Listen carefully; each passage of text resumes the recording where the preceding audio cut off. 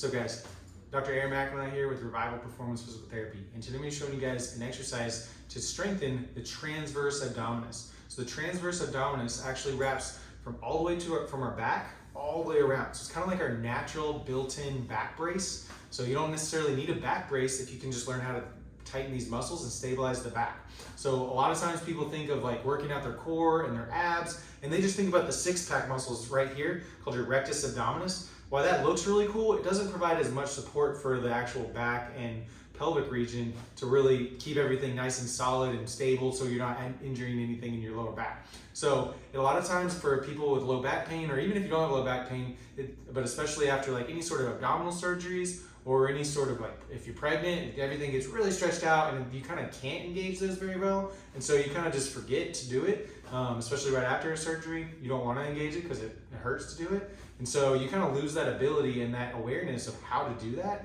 So today I'm going to be showing you guys how to bring that back in and kind of get that body awareness and how to activate the transverse abdominis again. Like I said, those muscles that wrap around, so they're horizontally wrapped around the whole lower back and into the abdominal area, and they go all the way into kind of like the belly button area. So the rectus abdominal or lineal albus area.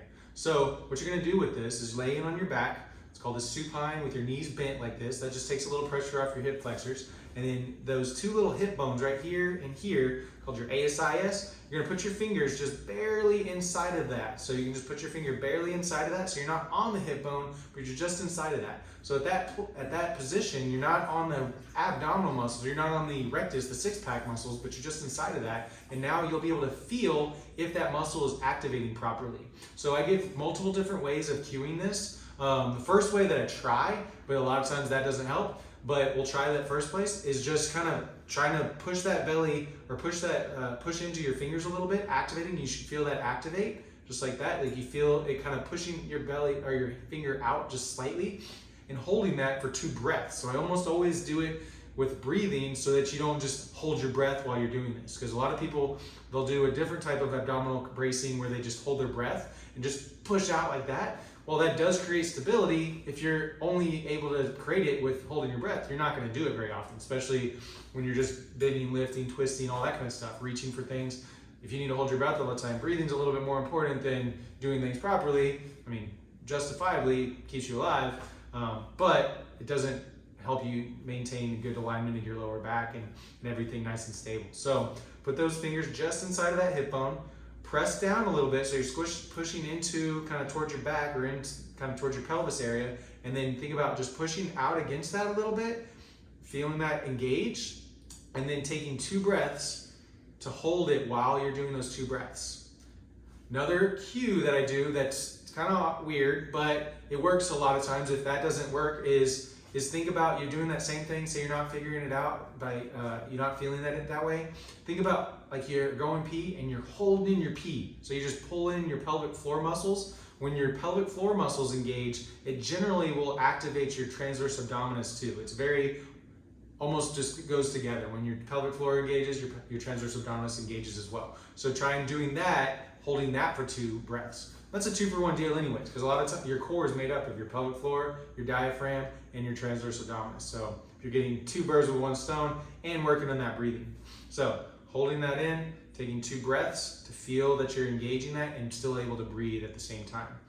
Another cue, this is kind of in order of the way I usually try to teach it, but say you still can't get that, is try to hold in your pelvic floor and then also try to blow out all of your air. So you're getting every last bit of your air out. You can see, so go ahead and try that, Joe. Blow out all your air.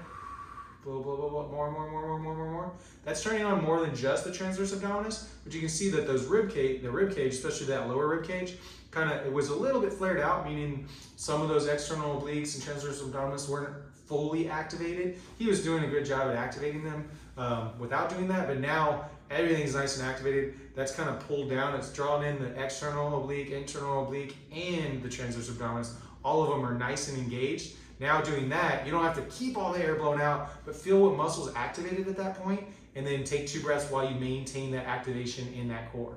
So this is just an isometric, meaning you're just activating it. You're not really moving anything. You're not doing a sit-up. You're not moving any sort of parts in your back. you're just isometrically holding that, and that's mostly what this is supposed to be doing. It's just supposed to be controlling the back, keeping stability in the back so that you're not moving at your hips or at your back when you're trying to move at your hips, your upper back, your shoulders, or anything like that. So this is where we start for most people that have low back pain. We make sure they can turn this muscle on.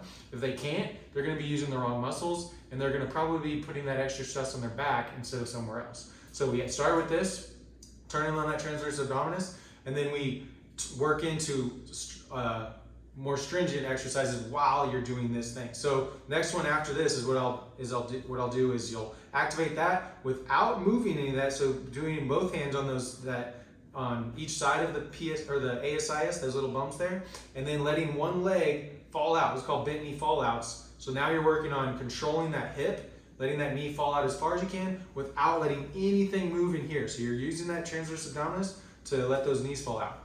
Next progression of that is generally a clamshell, laying on your side, won't have you do it, and then doing the same thing, lifting one leg without letting anything move here. Next progression with that generally is bringing both knees up to here. That's really gonna activate that core muscles there. And then in this, start just by just kicking straight up.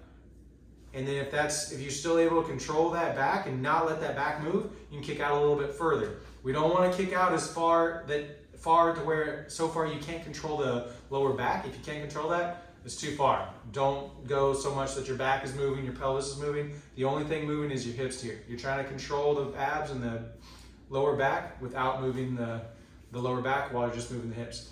That was probably too hard for some of us, so you just brace and just do a little bit of a march. March one side, march the other side. And that's a little bit easier place to start for if you're kind of really flared up in the lower back or just kind of first time you're really trying to activate this again. So do these religiously to really try to wake up these muscles and get that better mind to body awareness and how to activate the core, and you'll be able to lift so much heavier. Like these are the basics, but doing this while you're doing other exercises, basically every exercise you do, you want to activate this. That's going to just give you so much more stability in your core to where you have a solid base before you do any sort of exercise. You know, overhead stuff, shoulder stuff, back, hip, anything you do, activate this so your back's not taking that extra pressure and taking the brunt of the forces. So, subscribe now. Have fun.